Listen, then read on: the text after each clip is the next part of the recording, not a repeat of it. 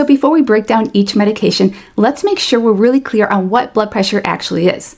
Now, blood pressure is the combination of two factors, and the first is going to be our cardiac output, and that is a combination of our heart rate and our stroke volume. Now, heart rate is how fast our heart is beating, and stroke volume is how much blood is being pumped out with each beat. So as cardiac output rises, our blood pressure is going to go up as well.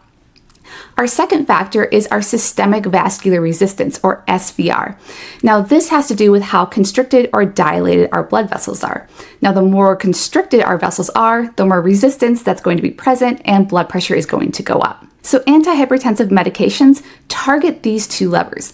For example, beta blockers decrease heart rate and stroke volume, which leads to lower cardiac output, while our medications like our ACE inhibitors, our ARBs, and our calcium channel blockers cause vasodilation, which decreases systemic vascular resistance.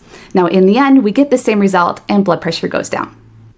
All right, before we talk about specific medication classes, let's talk about what all antihypertensives have in common, because the NCLEX will test you on these key safety points. The first up is hypotension.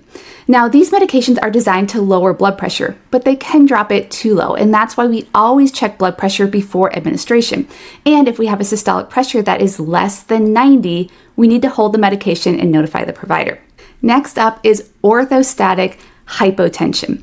Now, because these medications reduce blood pressure, clients are much more likely to get dizzy or lightheaded when they stand up. So we always want to teach our clients to change positions really slowly so that we can reduce the risk of falls. And last is rebound hypertension. And this is a sudden, dangerous spike in blood pressure that can happen when antihypertensives are stopped abruptly. So we always want to teach our clients to never stop these medications suddenly. Now, you can see that each of our medication classes comes with its own set of safety considerations. So let's zoom in on the differences and, more importantly, how the NCLEX is going to test you on them.